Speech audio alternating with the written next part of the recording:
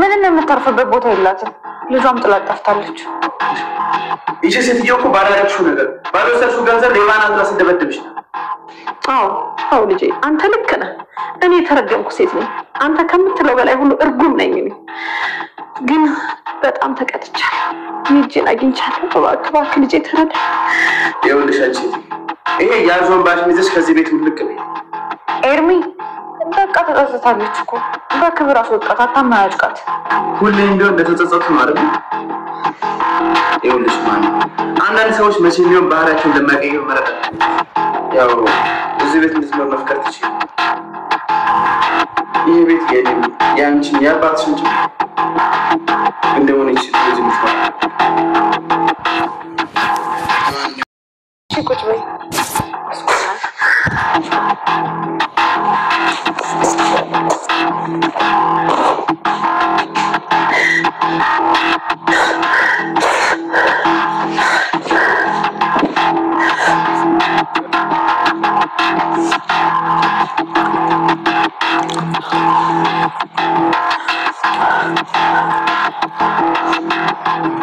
እዚህ እንደምኖር እንዴት አወቅሽ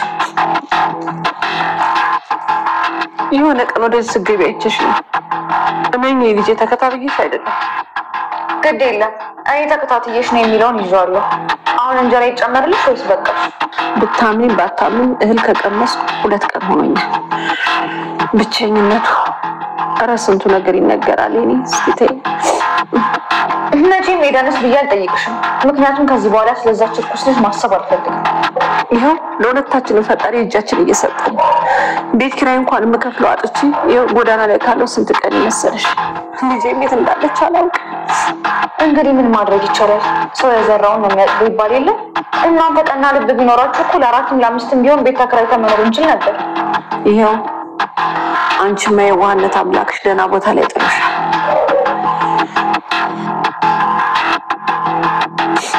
ባለቤትሽ የለም እንዴ ባለቤትሽ እንዴት ነው ግን ካባዬ ቀርመሽ ባለቤትሽ ብለሽ የጠየቅሽ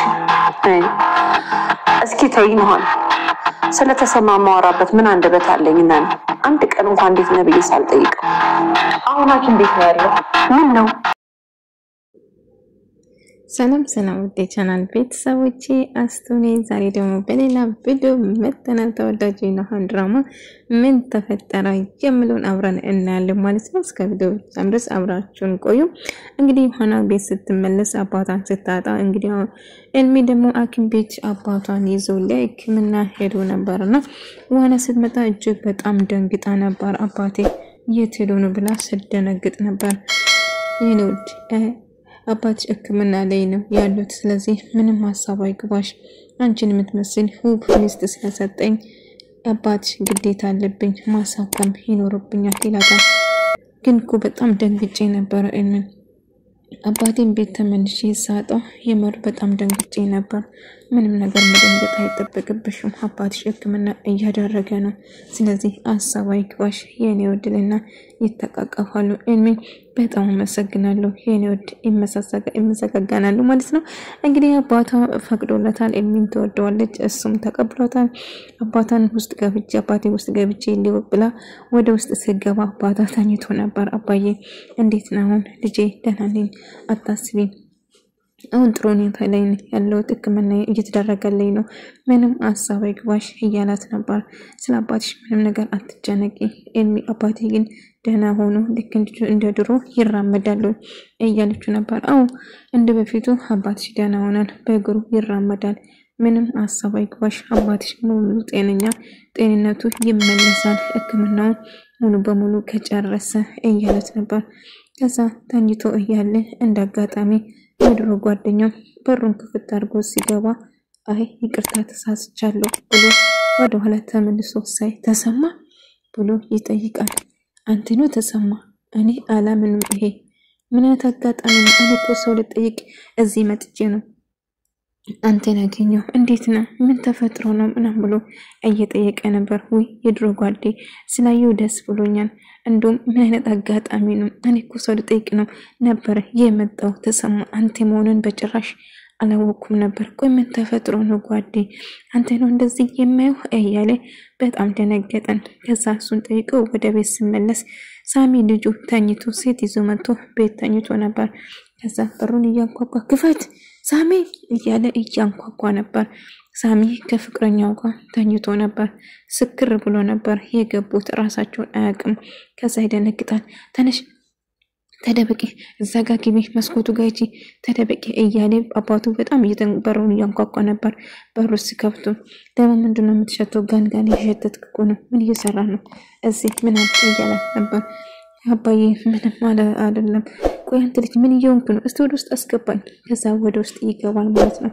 ቆይ ምን እየሰራ ነው እዚህ ብሎ ቤት ሲገባ በጣም ተነናበረው። ምክንያቱም ፍቅረኛው እንዳይበስ ስለሚፈልግ ማለት ነው። ከዛ ቤት ውስጥ እንዳጋጣሚ ሰጀራ እየጨሰ ነበር። አንተ ቤት ውስጥ እንባተ ጨሳለ እንዴ? ቆም ላርቅ እያለ እየጮህበት ነበር። አነቀው። ከዛ አባዬ እኮ የኔ አይደለም እየተዋሸኛል ታዲያ የማን ነው እያለ ሳፋጥጥ ነበር። አባዬ የኔ አይደለም ብያለሁ የኔ አይደለም ታዲያ የማን ነው ንገረኝ እስቲ የማን ነው እያለ እየጮህበት ነበር። ቆይ አንተ ልጅ ምን ማድረግ ያለብኝ ምን ላድርግ እያለ እጅግ በጣም ሳሚ ላይ ሲናደድ ነበር አባቱ ማለት ነው። በመጨረሻ ይሄ ልጅ ምን ላድርጉ እያለ እንዴት ሰው በየቀኑ የተሻሻለ ሲል እሱ ቁልቁል ወደታች እየሄደ ነው ምን ማድረግ ያለብኝ እያለ በጣም እየተጨነቀ እየተናደደ ነበር። ከዛ እየተናደደ እያለ ሳሚ ብሎ ይጠራና ሳሚ ወደ ውጭ ይመጣል። ከዛ ጓደኛው ወይም ደግሞ ፍቅረኛው እባክሽ አሁን ተነሽና አባቴ ሳይቶ ልብለሽ ሽልኩልሽ መውጣት አለብሽ አባቴ አደገኛ ሰው እንደሆነ አባቴ ክብሩን ጠበቅ ወይም ደግሞ ባህሉን ጠበቅ ያለ ነው እንደዚህ ለኔና ዝም ብሎ እንደምንጋደም አይደለም እያላት ነበር። አሁን ድምጽሽን አጥፍተሽ ቀስ ብለሽ ውጪ እያላት ነበር። ቆይ ለምን ይሄን አባቴን ብትፈራው አባቴ ስለማታውቂ ነው ምናምን እያላት ነበር።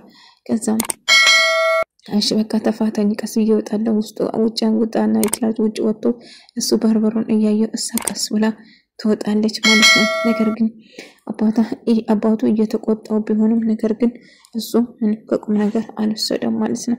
እያናገረው ነበር። ከዛ ገኒ በመጨረሻ ዮሐናን መጣ ተንበርክካ ይቅርታ ጠየቀቻት።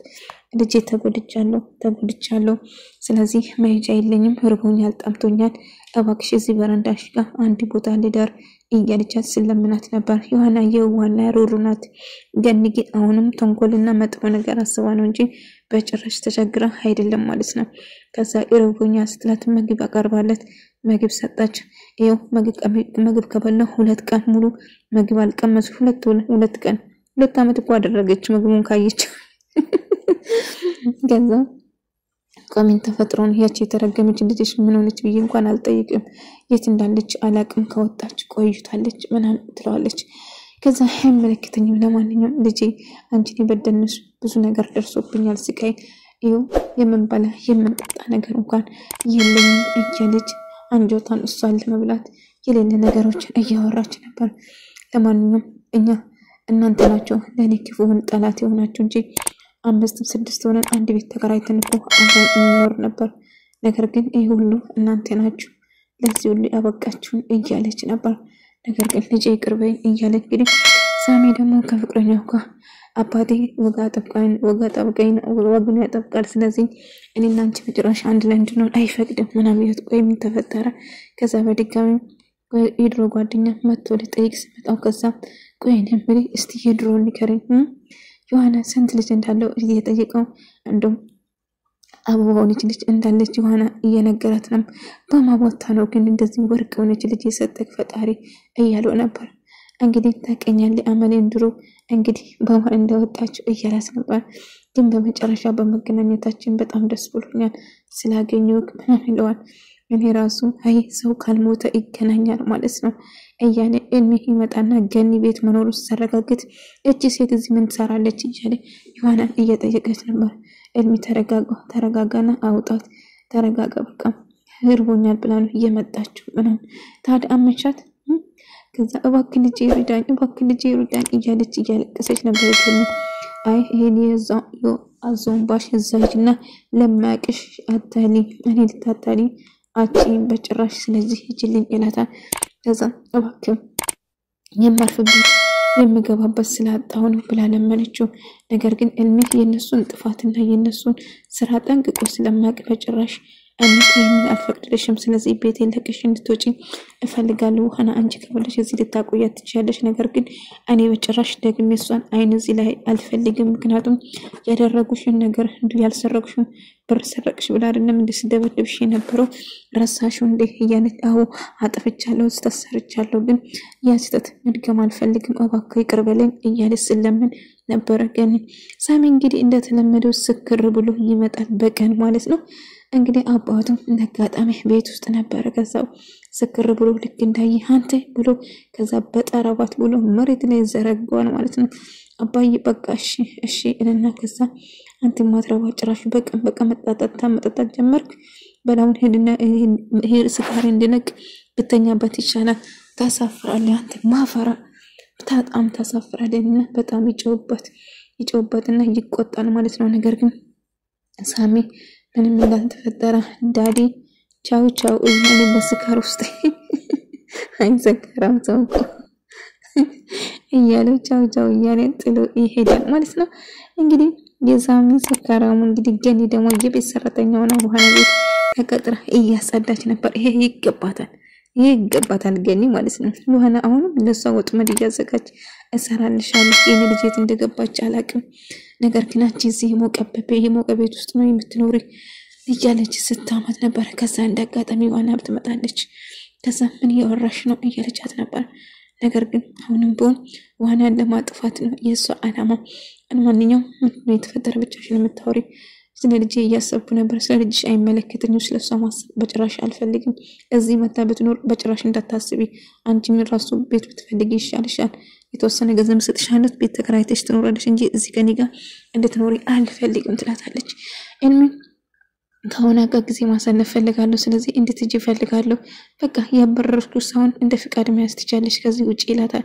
ከዛ ትሄዳለች። ግን ዮሐና እንግዲህ አባቷን ጠይቃ ትመለሳለች ወደ ቤት ስትመን እልሚ ምግብ ሰርቶ ብፌ አድርጎ ሰርፕራይዝ አደረጋት። እልሚ በልቻለሁ እኮ ግን በጣም ያምራል እያለችው ከዛ ወን ጠጥቼ እኮ አላውቅም እያለችው ከዛ ወን አብሮ መጠጣት ይጀምራሉ ማለት ነው። እንግዲህ አብሮ ዘና ፈታ እያሉ ከዛ አንድ ላይ እየጨፈሩ እየደነሱም ነበር። ከዛ በመጨረሻ እንግዲህ የተለመደው አልጋ ላይ ይወድቃሉ ማለት ነው። እንግዲህ መጨረሻ ላይ እሱን እልሚ በጣም እንደምትወደው ትነግረዋለች። እኔም በጣም ወድሻለሁ እላታን። መቼም እንዳትጎዳኝ እያለችው ነበር። መቼም አልጎዳሽም አንቺ ምንም አታስቢ፣ እጅግ በጣም አፍቅርሻለሁ እላታን። እሷም እጅግ በጣም እንደምታፈቅረው ይነግራታል። ከዛ እልሚ እንዳጋጣሚ ስልክ ይጠራል። ስልክ ስጠራ ማን ቢሆን ነው የሳሚ ፍቅረኛ ደወለችለት። የኔ ፍቅር ይባባሉ ደግሞ ያፍሩ እልሚ የስራ ንስት የኔ ፍቅር አላለም ወይ ጉድ! እዚች ጋር ያቺ ሳሚ ላይ እየተጫወተች ነው፣ እልሚ ዮሐና ላይ እየተጫወተ ነው ማለት ነው። ሲደብሩ